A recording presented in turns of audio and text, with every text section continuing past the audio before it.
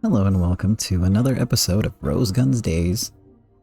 Hopefully a longer one, but I am recording this very close to the time it needs to be put on the internet. I'm out of backlog.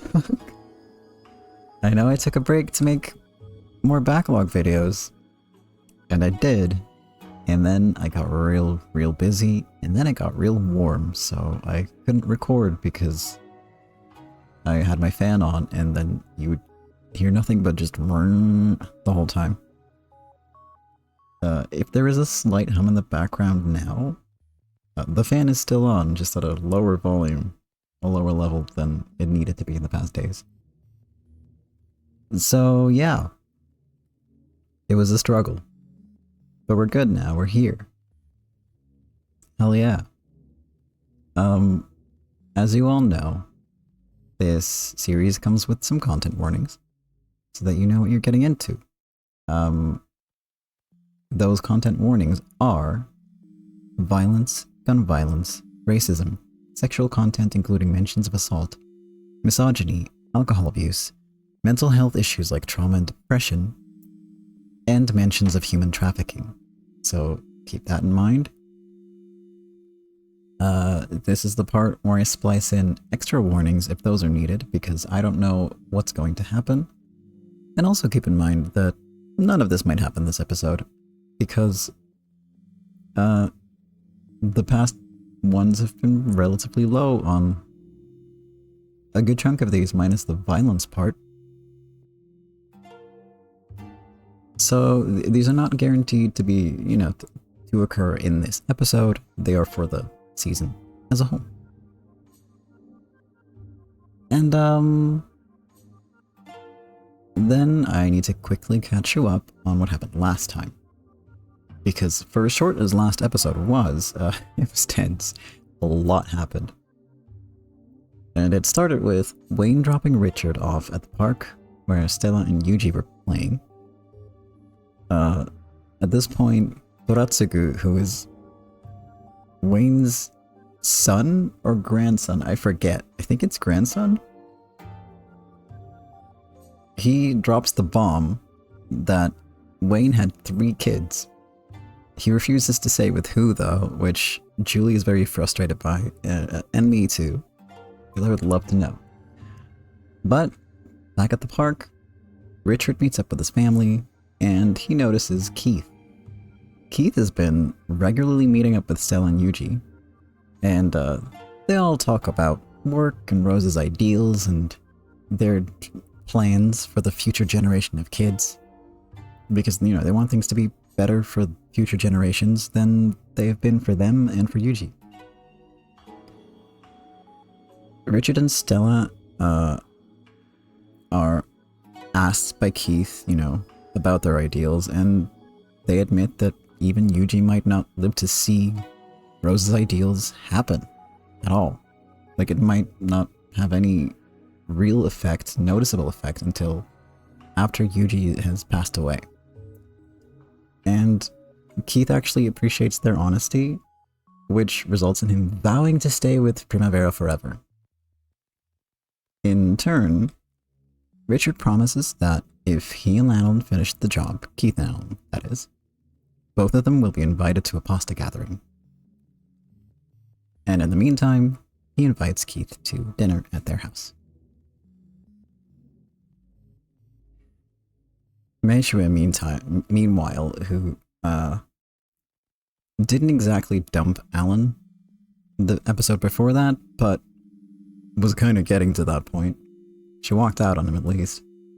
But she talks to Sun Jilong, the leader of the Golden Dragon Society, about Alan and the conversation that they had that led her to walk out, and he ends up encouraging her to talk to Alan again, because they might not be able to heal, the post-war resentment between their 2 countries, but ultimately they're not 2 countries, they are 2 people.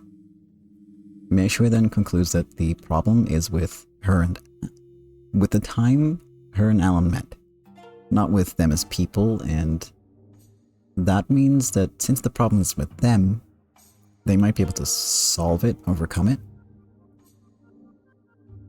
Because, you know, they're doing fine. They're good.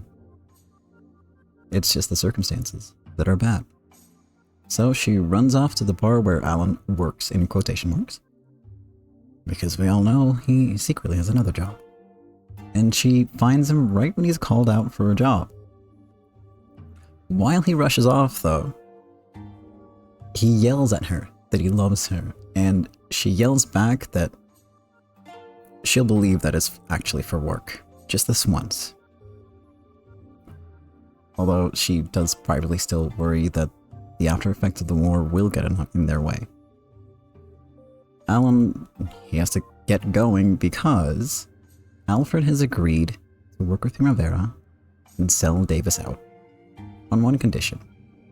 He's not just going to hand Davis over. Primavera will get his location, and then they have to take him out. He's not going to just be like, okay, we're just boxing him up, putting a ribbon on him, here you go. They have to work for it, they have to earn it. However, well, not however. Anyway, the hit goes off without issue. This is like the best sniper team in probably the whole city. Maybe the whole country, I think at some point that's implied. I don't remember exactly. But they get him. They get rid of the witnesses. And that's it. It's over in a matter of minutes. Which means Primavera can topple the entire opposition just by pointing at Davis and being like, hey, this guy kind of sucked. And he was planning to run off with your money. Which effectively makes everybody turn around and agree to support the Distribution Association. And then at the official event for the establishment of the association, Rose and Meiji are invited to meet with Major Gabriel Cabrera, who is this guy on screen right now. And he is actively planning to take them all down. With the help, well, help in quote marks, of Butler. He's not doing that voluntarily, as we know. Let me just take a sip of water. Very important since it's summer right now. Is it summer? I don't even know. I don't think it's summer yet, actually. It just feels like it is. Huh. Moving on.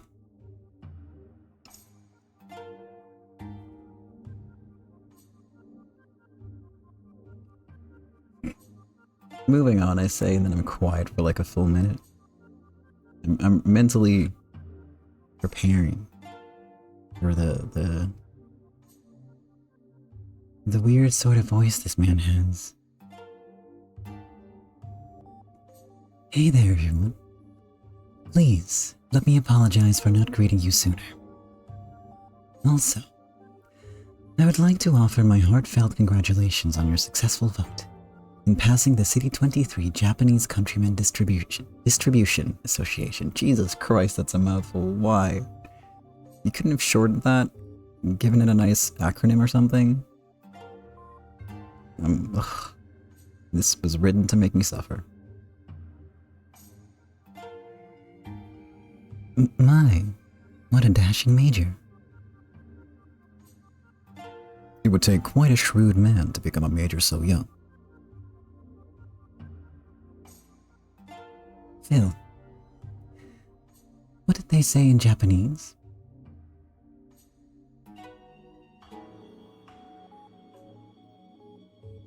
It's too much voice swapping, hold up. I got this. Oh, what a surprise. You can't speak Japanese, Major Kaburaya? My father said that learning Japanese would worsen my pronunciation of L's and R's. Ah, that explains your good pronunciation. They weren't saying anything particular. Just talking about how you're so hot it's making them wet. Okay. Why is he like this? I never knew it could be so unpleasant to be spoken of by someone right in front of you in a language other than English. This is quite a precious experience. That's one way of putting it. It's an honor to have you join us in a place like this, Major. Pleased to meet you, Miss Rose Haibara. I am Gabriel Cabrera. Greetings. It must have been difficult for a man of Japanese descent to rise to the rank of major in your country. Not at all. The question is whether or not you pledge allegiance to the Stars and Stripes. That's all it takes to become a member of the family known as the States. I don't believe that for even a second. Gabriel smiled, but Rose's eyes sensed no warmth there. She realized there was probably prejudice against her as a mafia boss, which added some hostility to his gaze. However, as two fellow humans, it was surely possible for them to understand each other. Oh no, Rose. Careful. I don't trust this man as far as I can throw him, and I am weak. I have little stick figure arms, so nuh-uh. Rose shook his offered hand. His hand was a beautiful, transparent white, yet frigid, as though it was made of porcelain. Oh, just like my hands, what a coincidence. Pale as fuck, and always cold. That just means he has bad circulation, yeah.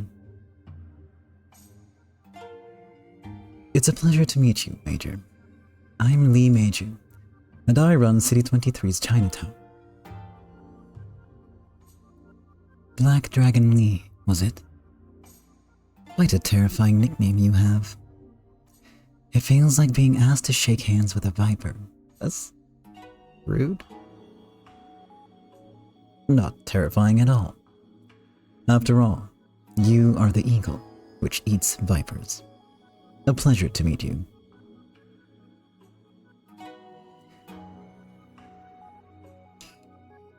Would that young lady happen to be your little sister, Miss Lee Meishui? No, this is Miss Stella Mayogi. This is the younger sister of Mr. Richard Mayogi, Primavera's consigliere. It's an honor to meet you, Major Gabriel Cabrera. I'm Stella Mayogi. My apologies. And I'd even tried to memorize you from your picture earlier. It seems the beauty of the genuine article surpasses any picture. Please, forgive me. She's my aide and involved in negotiation work. She's very reliable.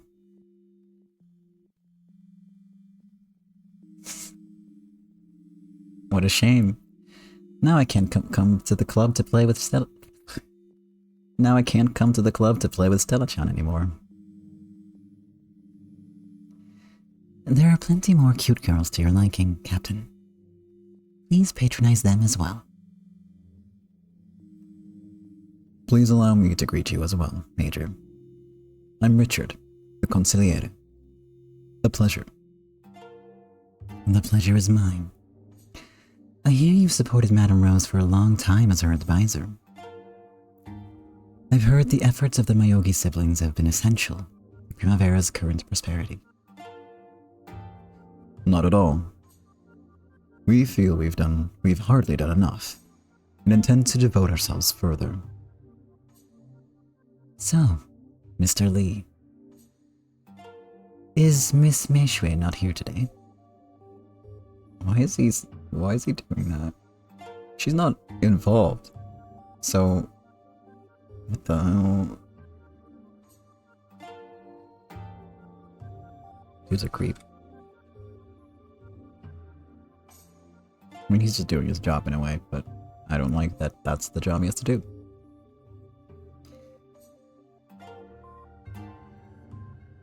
She's been so busy with work. You have my sincere apologies. You are here as a special officer commissioned for the purpose of eliminating organized crime, so I assumed there would be no need for my sister to attend. That's right. She isn't a member of the GDS now, is she? You know what? I'm now just realizing. No one has ever asked about the name of this freaking iguana that's on Major's shoulder all the time. If it's come up before and I forgot, I will feel so bad. But I don't think it's ever come up, and I must know. I need to know. Never gets any dang attention. Gabriel spoke with Rose on several harmless topics. When Rose explained her theory for building a world where Americans, Chinese, and Japanese could all live together, Gabriel nodded with an angelic smile. Rose, Richard, and Stella seemed to be working hard to converse in a way that would get the Major to like them. Major joined in, but he seemed a bit cool. That metaphor of his about snakes and eagles. He sensed that there was something blocking any chance of compatibility. He could sense it thanks to the time it spent starting up from nothing in the criminal underworld. And he pitied Rose and the others who were trying to curry favor with this man without realizing. However, there's no helping it. In this Japan, our China is in a completely equal playing field with America, so we can analyze our opponents coolly. However, to Japan, America is a superior country they have to earn the affection of. I cannot get along well with this man. I was right not to bring Meishui here. Though Meiji thought this, he smiled politely. Yeah, that's smart.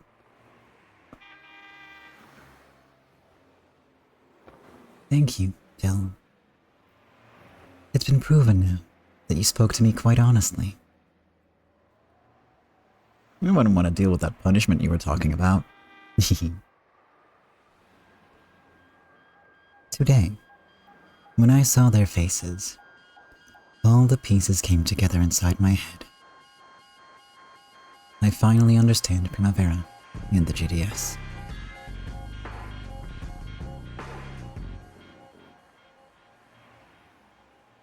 Oh? As you say, it seems Primavera's actual business is being handled by the Miyogi siblings, not Madame Rose. Going by Madame Rose's appearance, I would say that she may still be doing actual work, but is trying to retire from the front lines. When it comes down to it, she's still a normal, frail girl. It's pretty incredible that she's worked as a mafia leader. Well, I guess it's like chivalry. Wouldn't you rather serve a spunky princess than a frail king? In other words, she's a symbol. A beautiful princess can stir up the masses just by combing her hair in a tower. Do you think Butler's doing this on purpose to make Gabriel not go after Rose because he's trying to protect Rose? Because we know that's not really true.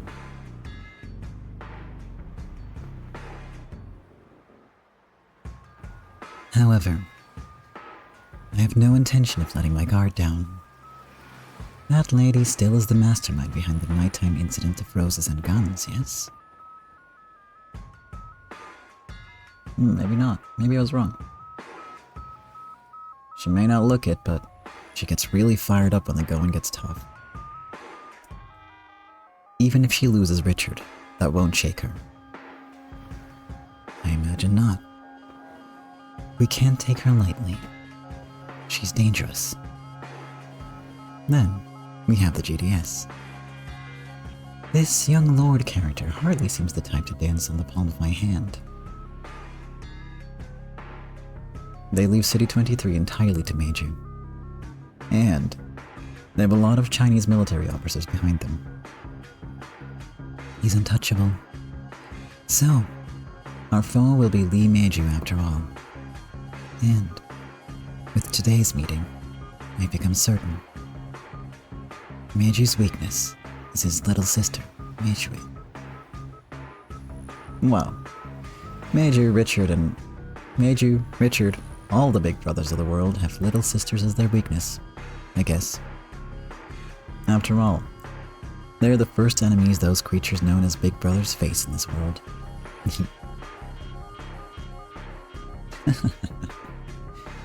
So, little sisters. How truly interesting. At times like this, I'm sure there's a god.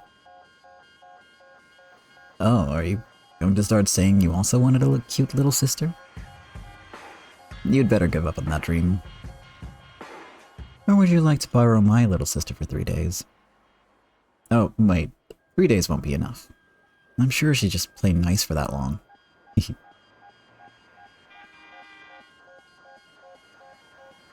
Butler, what are you up to? What are you doing? This is truly a most interesting turn of events.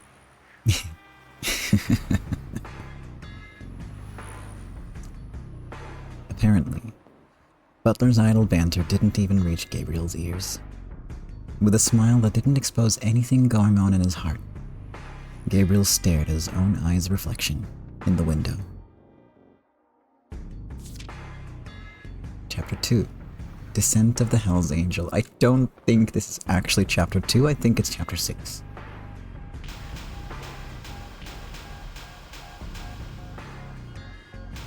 And then Chapter 7 should be up next. I think it's just a typo. Let's do a little save. Don't look at when it last recorded. Do not look at the timestamp. Do not. Well, no, feel free to look. Like I said, I've been busy. It was out of my hands.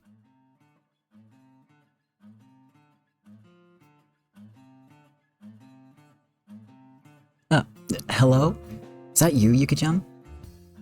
I know you went out of your way to come see me yesterday, and I'm really sorry. Had some urgent work come up.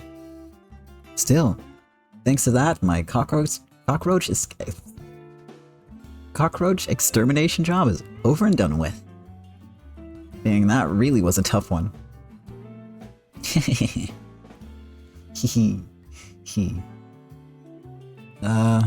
Hello? Yuki-chan? Chapter 3. When the rose... What? When the rose dies. Sorry. That better not mean what I think it does. I'm gonna be so mad.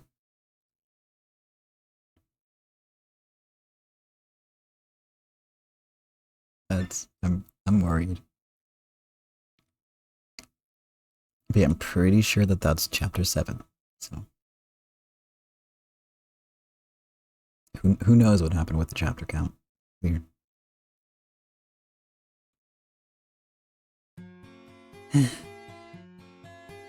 Sorry. I guess I really am an idiot. I should be the one apologizing. I just happened to miss you during a nervous period, so I've been feeling down. Yeah, bad timing and we just missed each other. But, thanks to that, my job's done. I'm sorry I was so useless just when you wanted to rely on me. So, you weren't at fault at all. It's all my fault. Oh, really? Then it's your fault, not mine. Apologize to me. Say you're sorry. Oh, I'm so sorry. I'm sorry. Harry's sorry. Santa help me. Okay. That's not funny at all. Yuki, Mishra, you're right. That was not funny at all. I do not get it. Maybe it was funny in Japanese? I have no clue. Meishui, realizing that she had been taking this too seriously all by herself, laughed as though her gloom had been dispelled. Alan laughed with her. Before long, she felt completely relieved. However, the depth of the ditch between them hadn't changed the slightest. She had to test whether or not this was something they could overcome, hand in hand. And it was possible that this might even lead to them breaking up. Still, let's talk it out. I don't want to lie anymore. I'll tell Alan that I'm one of those Chinese people who, according to him, they'll never be able to form a mutual understanding with. And then, I'll tell him that I'm practically a member of the GDS. One of those mafias I said I hated so much. I'll show him my raw self. And if that doesn't work, I'll search for a new love. I've got no interest in love as a fake me, linked to an illusion forever. Hey, Alan. I have a favor to ask of you. Sure thing. Your wish is my command. I'll do anything that'll make you happy, Yuki-chan. Well, I'd like to introduce you to my big brother. What? Your brother? You've saved up a lot of points, right? Wasn't your next wish going to be coming to play at my house? Well, of course. I want to go to your house. Then you'll have to meet my brother. The two of us live in the same house. If you can't get along well with him, then you won't be able to stay together. If you put it that way, I can't afford to lose. I'll have to try hard so he doesn't think I'm not good enough for you. Hey, Meishu, I don't think this is telling him the truth. This is just like... just shoving him off a cliff, basically, and then being like, well, deal with that, I guess. Wahoo! Listen, Keith. I finally been invited over to Yuki-chan's house. What? Are you still doing that? I don't really get it, but congrats. She said she wants to introduce me to her big brother soon, so I've got to meet him. What does it mean, us suddenly getting closer like this? Does this mean I'm gonna become friends with her family? Woo! Wait. So stupid. Getting all smug because of a woman. At least, I used to think that way, but... come to think of it, there's no way to get more kids unless couples like that give birth. Kids, you say? But it's too soon, big brother. We've got to start with a platonic relationship first. Alan was ecstatic and off in his own little world. The old Keith would have looked at this and mocked it slightly in his head. He had thought that being carefree and getting hooked on women was for fools, and that real adults had to be stoic and cool-headed.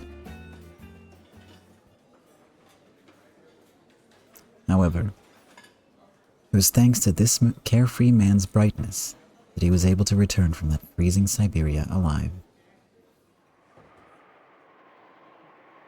That stoic, lonely recruit who didn't try to earn anyone's favor would surely have been ostracized by his superiors, becoming malnourished, or getting dysentery, or dying. However, Alan's carefree attitude and cheeriness had won over his superiors, even earning him some friends among the Soviet troops. Wasn't it Alan who had convinced the Russian medical officer to let me rest for a whole week after I passed out?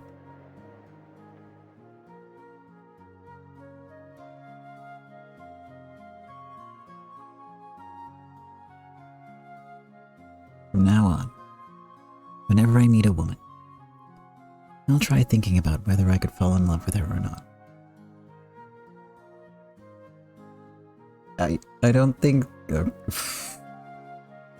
just gonna park my comments for later. I think women are pretty pointless. But when I see you, I start feeling like I'm the idiot. Yeah, you are, Keith. Excuse me?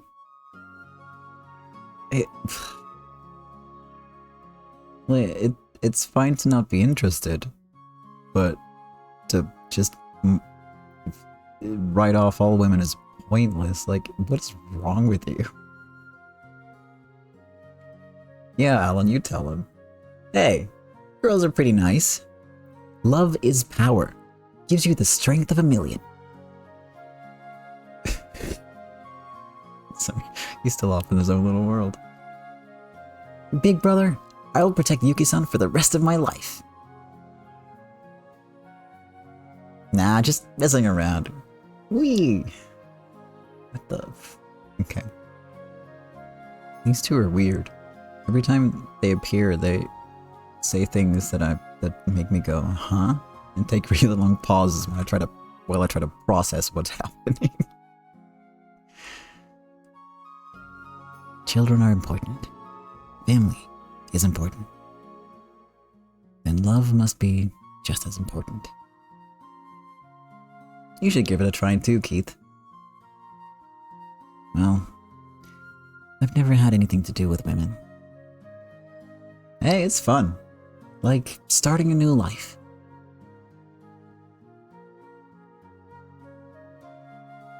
The next time I meet a girl, I'll try looking at it that way. I mean, you don't have to. No one's making you.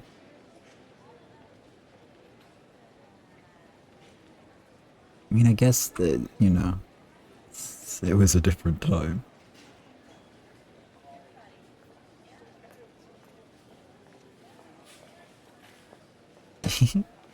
So you're jealous, thinking your partner might be stolen away by a girl.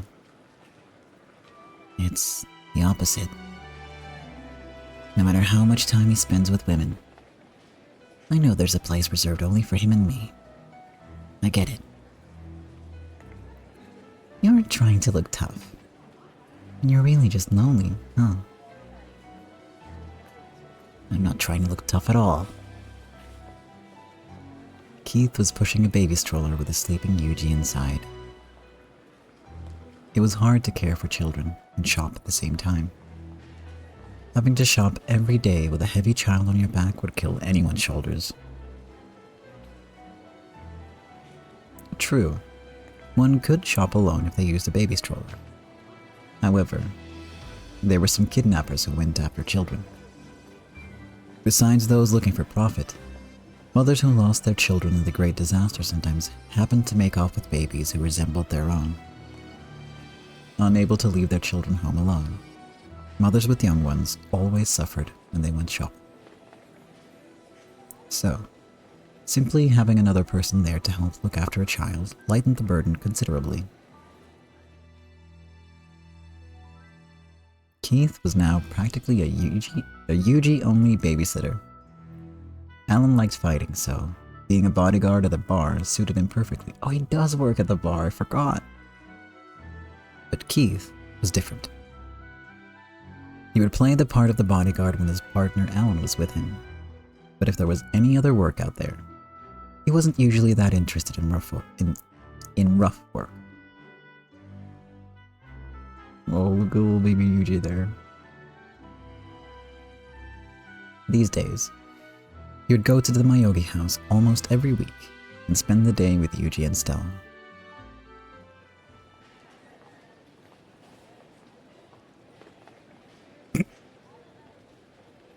Again, parking my comments.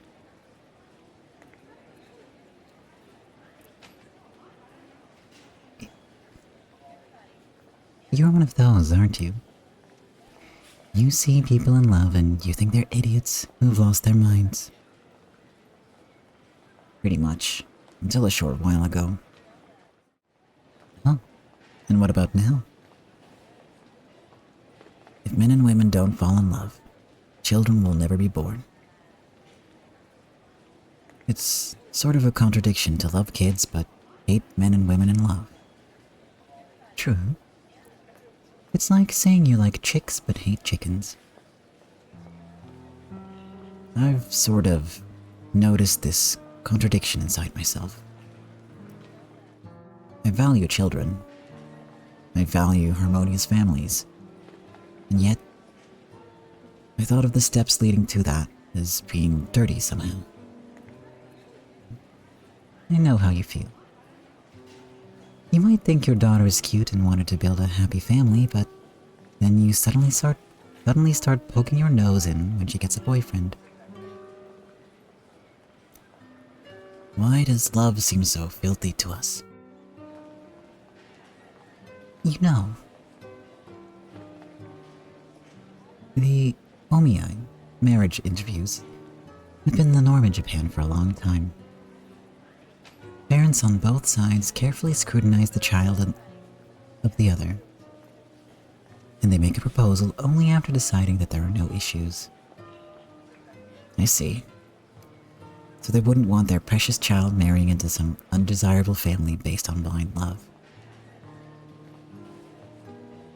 I think parents like that have passed on a bad image of marriage based on love, which decides a life partner without the parents' say. It's sort of a letdown for me. I thought I was totally cool since I didn't go crazy for girls. But actually, I was just acting like a good little kid following his parents' orders. Pretty pathetic, right? You've become an adult. Let me try that again.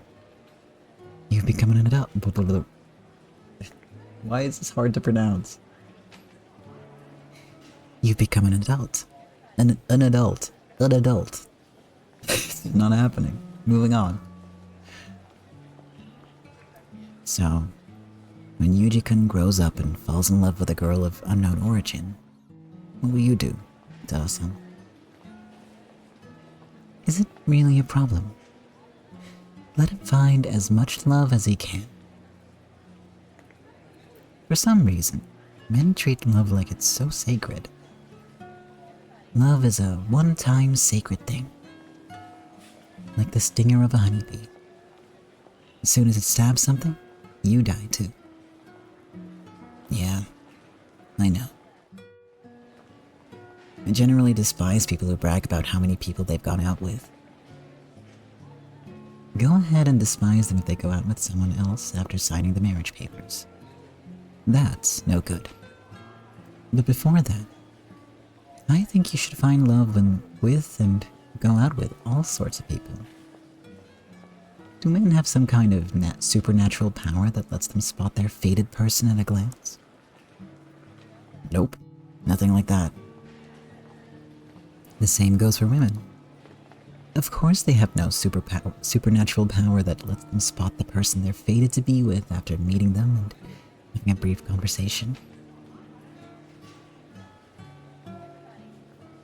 So, you should fall in love with different kinds of people, searching for the one you're fated to be with. And while you're learning to do that, you learn how to deal with the opposite sex, and you start to see what you like out of your fated person. You start to learn your own height and spot people who match it. And every now and then, you start thinking, maybe this person's not so bad. It's sort of like that card game, Concentration. You flip several face-down cards over, looking for the card you want. After all, people are surprisingly bad at spotting their fated person. Even I once thought a tall, handsome rich man who could tell a good joke would be my prince. If a guy like that actually existed, he'd have married some lady long ago. Exactly. I actually did try going out with someone like that, but it felt wrong somehow. And now, after taking care of Yuji all this time, I finally understand. You mean, you figured out what your type is? Yeah. I need someone who treasures family. And it's gotta be someone who likes kids.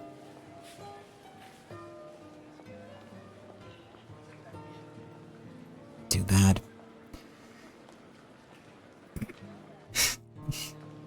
I see what's happening here. I mean, I saw it coming a mile off, but... yeah. Too bad. I'm short, not handsome, suck at jokes, and I'm poor and stingy.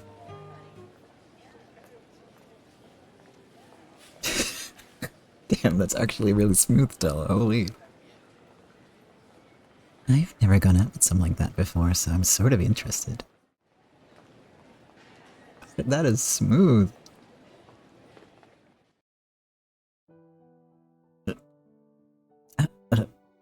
Please, none of that. Come on, I'm a kid. People would get the wrong idea. Wow. We're together all the time, so some people have already gotten the wrong idea. Stella and a young man are playing with Yuji. Who could that be? Yuji is the precious child she raised with the consigliere. If she's letting him play with a child like that, he must be pretty close. Well, I'm a member of battalion. You could just say I'm your bodyguard. It'd just be a pain to try and explain it away like that. I told everyone you're my new boyfriend. Is it really okay for a lady of the evening to announce that she has a boyfriend? I've retired after all. So, nothing wrong with loving out in the open now. Hold on a sec. I'm pretty sure I have the right to choose too. My, you're a cheeky little boy. Don't you realize how hard it was to make a reservation with me? Wait. Yuji-kun's watching, stop it. Oh, Yuji. Did you wake up? Stella lifted Yuji out of the stroller. Maybe he was still half asleep since his eyes were drowsy. Yuji, you might... Excuse me. The high-pitched voices are killing me today. Yuji, do you like Big Brother Keith? I like him. As he entered, he yawned. Stella smiled and hugged him. I like him too. Right?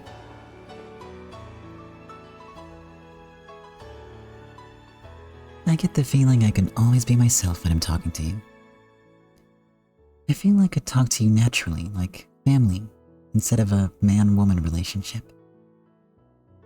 Well, I come from a big family. I guess that just sort of shows. I don't know. But I never feel worn out with you. Well, I guess that's important. Do you get worn out around me? Well, I sometimes get tired when Yuji-kun's energetic and forces me to keep up. Don't touch the issue. Are you mocking me?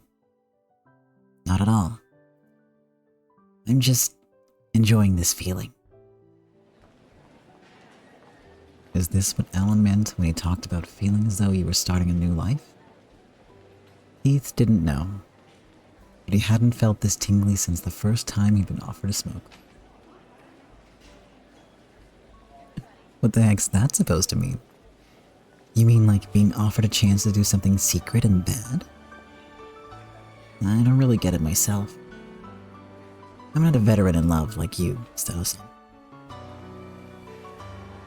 You know, you weren't supposed to call people son when you're among family. I won't ask you to do it in public, but please stop when we're alone, okay? Well, it's true I really don't like calling people son, but you are a big-time Primavera exec, Stella-san.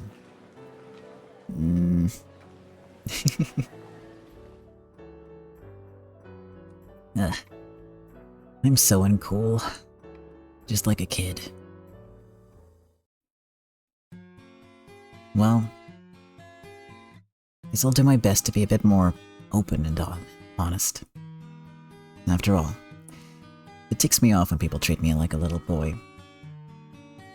You are a stubborn little boy. Just my type? Hmm?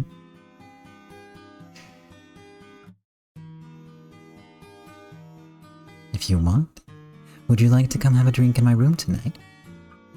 Just the two of us? Whoa. Never received an invitation like that before. Truth is, I can't really hold my liquor. I hate drinking too.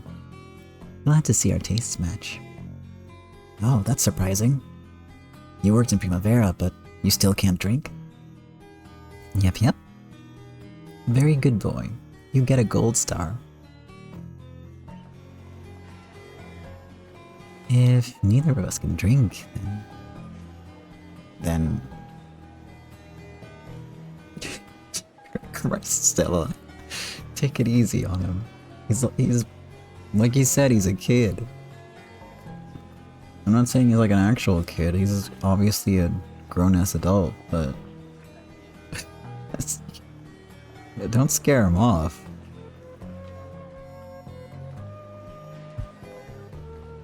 Sorry, I commented before reading the line again. I need to stop doing that, but it's hard. Can you think of anything else we can do together besides drinking? Stella grabbed Keith's arm and smiled roguishly. However, her face didn't look like a lady of the evening, but more like a childhood friend who'd lived in his neighborhood for years. Oh, that's cute though.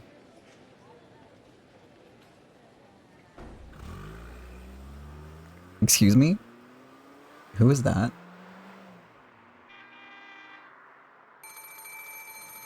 Oh no.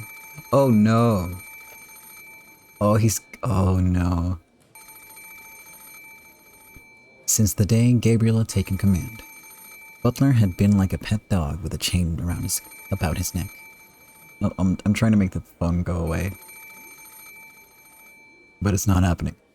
He was under constant surveillance, and nearly all of his authority had been stripped. Oh, thank God. He was supposedly Gabriel's second in command, but he was treated practically like Gabriel's pet dog, Phil. However, there was nothing Butler could do. Gabriel was a superior officer, and he even had proof of Butler's wrongdoings. Butler had evidence too, so he couldn't be touched any more than this. But Gabriel also had no need to release him. He was literally being kept as a pet for life. Of course, Butler had no intention of being doted upon and taking it easy. He groped about for ways to secretly contact members of his faction within HQ, and somehow break out of his current situation.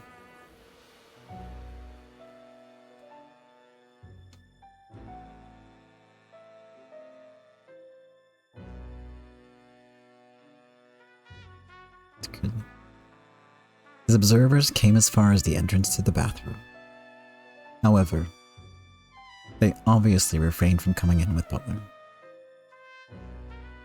At the time, Butler was under constant guard and forbidden from contacting anyone on the outside, to say nothing of Primavera.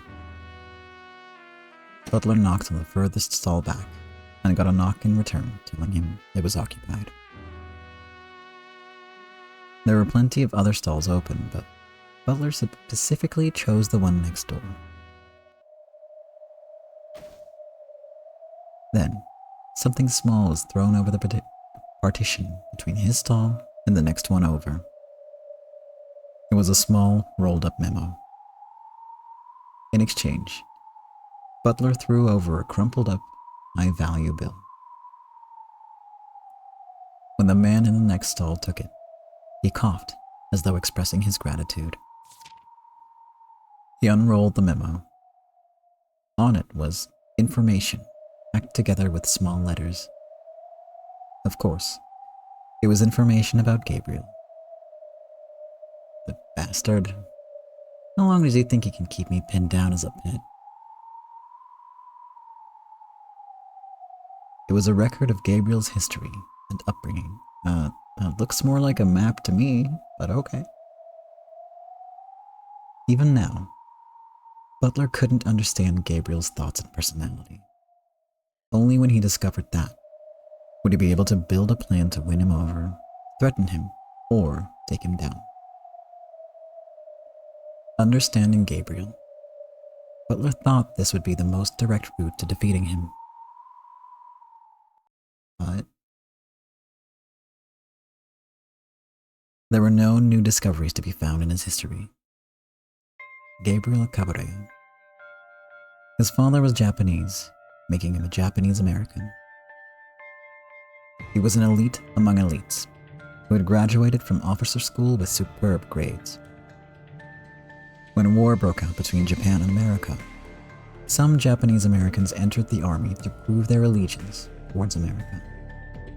However, Gabriel had entered officer school before that, walking an elite route that separated him from other people of Japanese descent. But that was probably thanks in large part to the fact that he'd taken strongly after his mother, that it was hard to spot his Japanese ancestry at a glance. I mean, the last name kind of gives it away, doesn't it? Also, he had received a high-quality education from his mother's distinguished family, so few people realized he was of mixed race until they heard his name. There you go. Even he was secretly investigated during the war by the OSS, predecessor to the CIA, when he was suspected of very hard sentence. When he was suspected of participating in spy activities by officers of Japanese descent.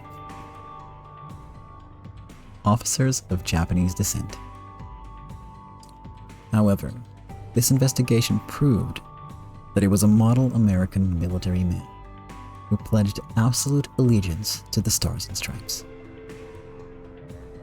At the time, Japanese Americans were being forced into concentration camps to prevent them from engaging in terror or spying. However, this made for suitable propaganda in Japan, which could accuse America of unscrupulous racial discrimination. Of course, this could also be used as a political card, given the importance America placed on civil liberties. For that reason, the military's public relations department wanted to find moving stories celebrating Japanese Americans who pledged allegiance to the Stars and Stripes.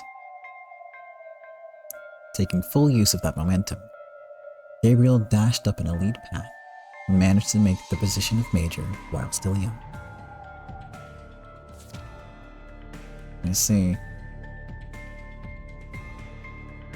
So he wasn't only an elite, but lucky too. Is this the protection of God? Guess that angelic name isn't just for show. By the way, Butler was also secretly investigated by the OSS at that time. He had been cleared of suspicion as being a spy, but since the term moving story could hardly apply to him, moving story, right, as in like his story is moving and not his story is on the move, as if it's like on the go. I don't know, that confused me. Since the term moving story could hardly apply to him, he never received this lucky tailwind.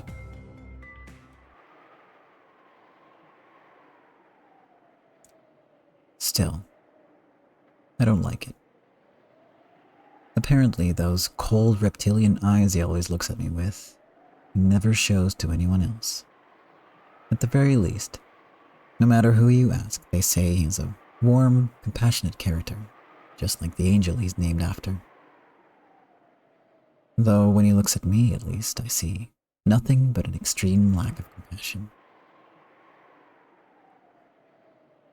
I feel a madness from that angel, like he wouldn't mind killing villains no matter how gruesome it gets. He said as much too, didn't he? He was like, yeah, no, I'll just strangle the life out of any mafia person, like that's fine. Something along those lines.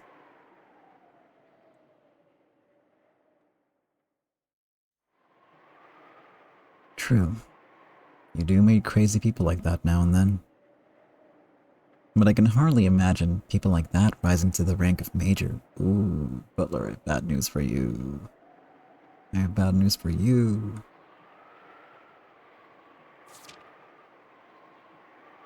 Let's not get into that, though. Upbringing, is it? If I don't find a hint there, I'm stuck. Butler had grasped his school record and family makeup and such long ago. However, this was the first information he'd gotten on Gabriel's everyday activities, such as his upbringing and conduct. He continued to read.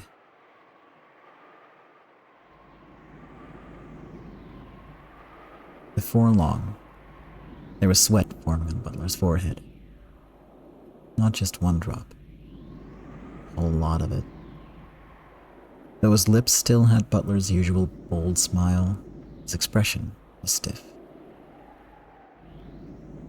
I'm impressed you managed to research this much. Now, I understand how the Major...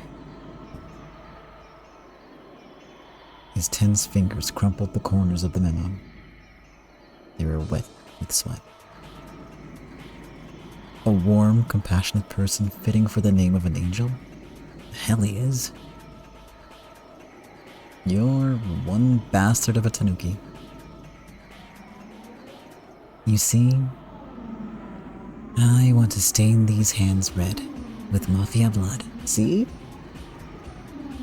After all of my accomplishments and efforts until this day have been for the sole purpose of achieving that goal. Ah, come on. That's a spicy joke for such a pretty face. It most certainly is not a joke. I may use my authority in any methods that I please to destroy criminal organizations. Yeah, moving on. Do you realize how hard I've worked to get a chance to hear those words? In the very beginning, he said it all himself, didn't he? So then, his goal is... It's not funny at all. Gab-chan. Butler tried to take a fountain pen from his pocket. However, his fingertips were shaking and sweaty, so he had to struggle even to hold the pen. He scribbled over a single page in a notebook. The letters were incredibly shaky. Then, he tore it out, rolled it up, and tossed it over the partition. Take that message to Madame Rose with all haste. This is urgent. Yes, sir. There was a sound of running water, and the man dashed out of the bathroom.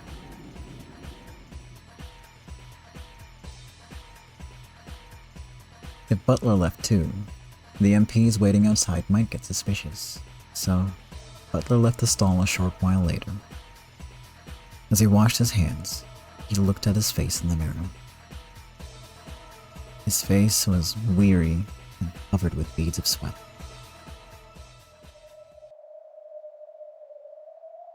Butler was aware that he was a villain. Before this day, he had made contact with several people who made similar plots out of self-interest. So he knew that there were all kinds of villains. There were greedy villains who were honest with themselves. There were hypocritical villains who wouldn't acknowledge that they were villains. There were proud villains who just wanted to satisfy their vanity. There were also businesslike, emotionless villains who viewed bribery and corruption as just part of the job. And there were all kinds. Most fit into those few categories. Each one could be won over in different ways, and there was no villain you couldn't find a compromise with. However, this Major was different from all of those.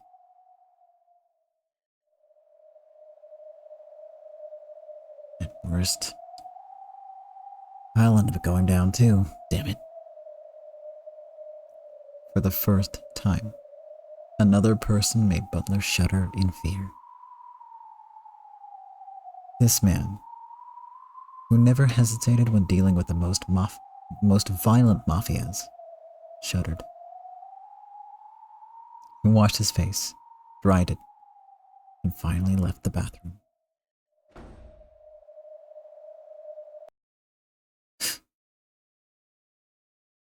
Hey there, Phil. If it isn't the Major. I never imagined such a great angel would ever need to use the toilet. Though I'm sort of interested to find what plops out when an angel is straddling the toilet seat.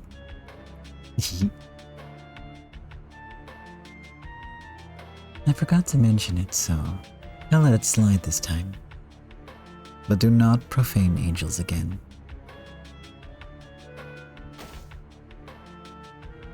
Behind Gabriel, the officer Butler had spoken with just now in the bathroom was being held by some MPs. Then, they went through his pockets and took out the memo Butler had handed him. Major, he had this on him. Let's see it. You don't mind, do you, Phil?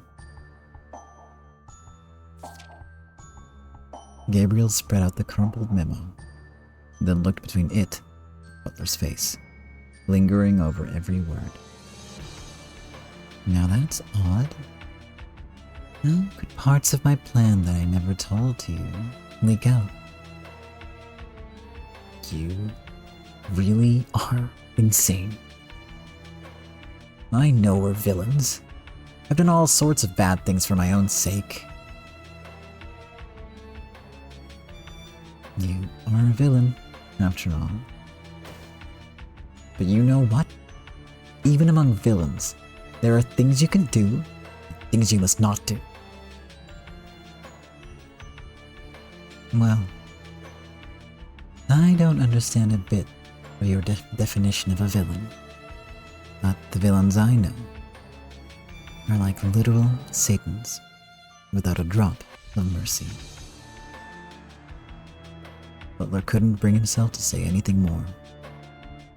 Since he'd already come to understand part of Gabriel's madness, he couldn't say anything more. Gabriel signaled with his chin, and his aides pinned Butler's hand behind his back. His legs were kicked out from under him from behind, and he was brought down to his knees. Now, stop it!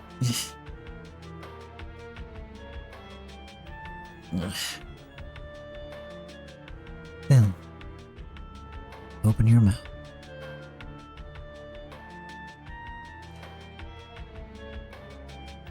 It's not a mouth splendid enough to display in your presence. When Gabriel shrugged, the men holding Butler twisted his arms even further. Ow! I'll do it, I'll open my mouth. That's what you wanted, right? This memo is truly proof of your corruption, your evil. I could destroy you with this single piece of paper.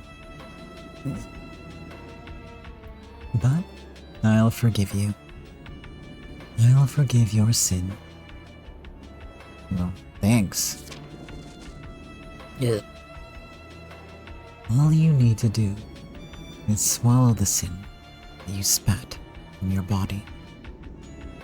He rammed the rolled-up memo into Butler's mouth. Though it was only a bit bigger than a large candy, it felt as big as a fist to Butler. It looked like he was starting to choke, but Gabriel continued to push it down his throat with a cold, merciless smile. That pain is the taste of your sin. Wrap your tongue around it and get a good taste. Come on, swallow it. If you spit it out, we'll keep doing this until you stop. Butler suffered from an intense desire to vomit, and there were even tears in his eyes, but he finally did swallow it. However, unable to bear the sensation of a foreign body in his stomach, he started choking several times.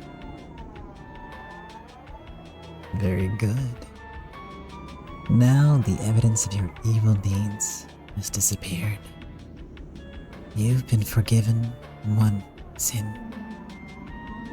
He emphasized the word one, as if implying that there were other sins that still hadn't been forgiven. What did you like me to swallow next?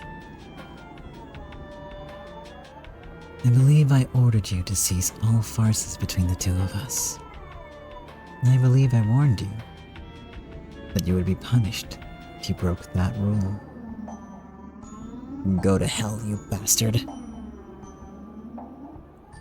What did he just say in Japanese? He was insulting you, Major. I'll forgive that outburst. However, from now on, you are forbidden from speaking anything but English while in my presence. With a strength you wouldn't have guessed lay within those thin arms, Gabriel dragged Butler to his feet. Then, he pushed him away, and Butler flew through the door to the bathroom and landed on his butt.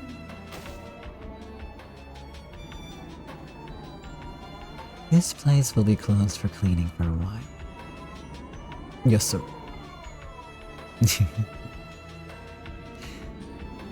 I've done my own sort of research on how best to teach a lesson to a villain like you. Looking at the tests I've done so far, each one has been extremely effective.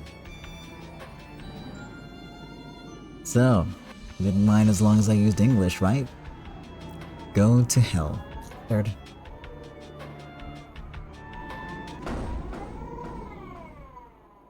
I'm worried.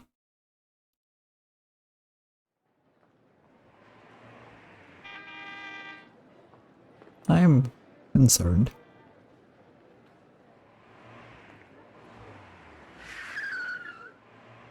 With the establishment of a distribution association approved, Primavera execs ran about preparing and adjusting various matters. While working hard, they could feel a harvest season sort of progress in their steadily advancing plan.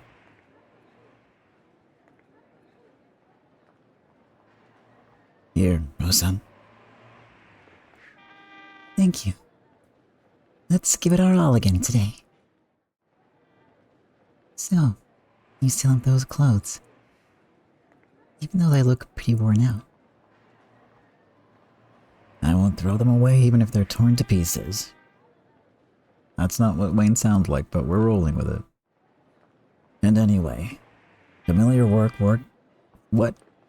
clothes work best when things get tough. Though Madame Rose had been released from some of her work by her aide Stella, she was still working hard.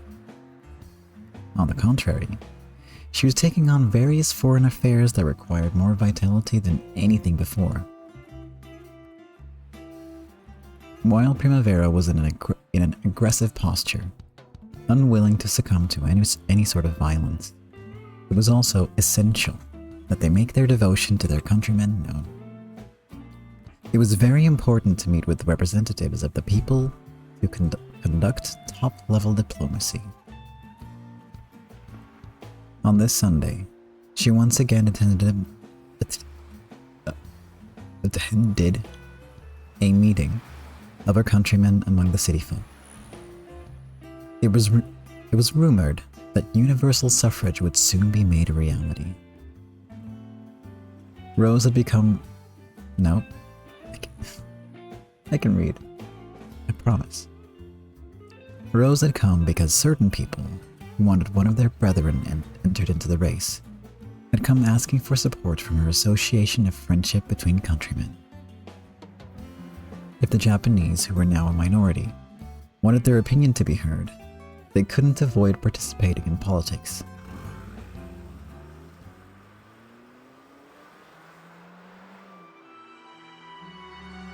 In 1947, during the first period of reconstruction after the war and disaster, the first election of universal suffrage had been held, with equal suffrage for men and women. However, in Tokyo's independent cities alone, this had been postponed, as they were having trouble reaching an agreement. This was because the Chinese had taken issue when the Americans had rejected the establishment of a communist party in their military districts. On the flip side, the Americans were unhappy because being Chinese would be a de facto requirement for voting in the Chinese-run districts. Neither side was willing to compromise, so the whole matter of establishing elections in Tokyo's independent cities had been shelved. However, America, which professed to be the leader of the democracy camp, indicated its desire for an early resolution to this problem. It wanted to start universal elections even if it meant compromising with the Chinese, as they wanted to show that the democracy camp had no intention of forming colonies. Due to the effects of the war at the time, colonial powers all over the world were weakening. Wars of independence were breaking out in colonies all over Asia. That southern country Leo Shishigami had crossed the seas to return to was one such nation. The most vital issue to large countries was whether these smaller nations would join the East or the West once they gained their independence. In part for that reason, they wanted to prove to these smaller nations that joining the democracy camp would result in them being granted various privileges without facing recolonization. That had been the reason behind the incredible reconstruction. I keep reading it as reconstitution and it confuses me. Reconstruction brought about by America and China after the Great Disaster. Come to think of it, the Japanese islands were basically a working model of both camps at the time. For that reason, the Americans made large concessions to the Chinese. They indirectly approved the establishment of a communist party in American districts. The Chinese welcomed this and slightly relaxed the voting requirements in Chinese districts. And so the door was suddenly open to holding elections of universal suffrage in the Tokyo independent cities. The most optimistic predictions saw elections beginning shortly after New Year's. In these cities, which were practically in the possession of the Americans and Chinese, this might form a chance for the Japanese to take back their political rights. On the other hand, there was a chance that the will of the people would end up approving the formation of de facto colonies in this area. In each district, each camp was supporting candidates favorable to their cause. Even in City 23, several wealthy pro-American Japanese people had started up political activity with the election in mind. Eventually, it would probably be narrowed down to a small group of the most popular, who would gain immense support and start waging election campaigns. If they sat around and waited for the election, it was quite possible that someone would come to power It was quite possible that someone would come to power who cared little for the rights of the Japanese. The Japanese, who were almost all poor, usually didn't have enough funds to run a campaign. And the few who did have enough economic clout were in bed with the occupying forces. Such people would never act in a way contrary to the military's wishes. At this rate, there was even a danger that the will of their countrymen would be banished from politics across Tokyo, not just in City 23. To Madame Rose, who had been working to strengthen their distribution foundation, this was the next major problem to be dealt with. Use your bun for an office yourself. first character in the Japanese word for politics can also mean worshipping the gods. Politics is fundamentally a religious rite. The hands of a person involved in religious rites must be absolutely clean. So, those of us in the world of the night must not step onto the stage of politics. If your hands are dirty, everyone else's hands must be covered with crap. You're kind, Minkun. Thank you. There were some who wanted to nominate Madame Rose, but she declined. In exchange, she offered to back a person who could speak for her countrymen, lending them support. Though the negative image of her had grown since the soy sauce war, Rose's influence was still beyond measure. She was finally rising to the stage as a political fixer. Still, Rose-san, that's why I want you to be on your guard. Though our relationships with the JDS and the occupying forces have stabilized, you never know what might happen. Are you talking about shrinking my personal guard? I'm fine as long as I have you, Minkun. I know full well how incredibly strong you are. Please, restore the normal number of people to your guard. There's a lot of people right now who would be in trouble if you died. And also, don't forget that there's a lot of people who want you dead, too.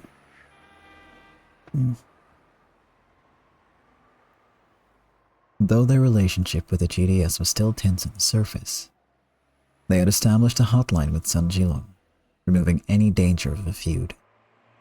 Also, she had thought dragging a crowd of thugs around with her all the time would scare the people.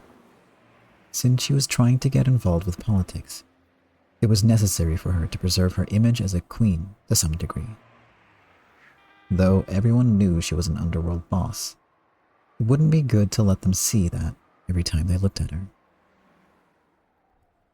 For that reason, by Madame Rose's request, her guard had been halved when she was out on foreign affairs work. Wayne opposed this, but after being lectured to by intellectuals like James Tomitake, he reluctantly agreed.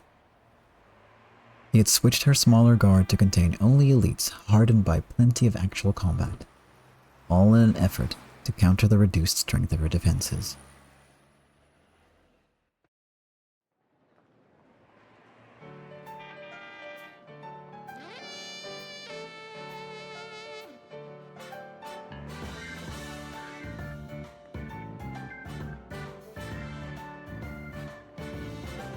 Okay, well, as you might have noticed, the reading is not going too hot, and my voice is going. So we'll figure out what the hell Helen is talking about, or singing about. Whatever he's doing, we'll figure that out next time. Yeah, no. It'll remain a mystery. It's not much of a cliffhanger. So you're welcome. Because, you can probably guess why he's so happy. But, yeah, no, consider this a favor from me. No cliffhanger this time. I should save. And then... yeah, hopefully, new episode next week. No guarantee. I should have time this weekend to record. But I've been cutting it close, so, like it's currently Wednesday, I have to upload this tomorrow, and, yeah, no, hopefully next week, just another episode. If not, sorry. I'll try to set some time aside to work on more backlog videos, just in case this happens again and I get busy. It can't be helped sometimes, You know how it is. Maybe I should, actually, plan, long-term time off. Maybe I should. And then I can do some recording, but you know what? I'll see. Doesn't really matter. What is left for me to say? Nothing. No. All that is left is for me to wish you a happy... No? I almost said like a happy evening. I mean, a good evening. A good day. A good... whenever you're watching this. A good now. Yeah. Thank you so much for watching. I hope you had a good time. And I hope to see you again next time. For the next episode of Rosegun's Days. I have like a routine thing that I rattle off for this, and it is not coming to me, so apologies for the pauses. And thank you for still being here watching, for whatever reason you might have. I appreciate it. Alright. Thanks again, and I'll see you next time. Bye-bye.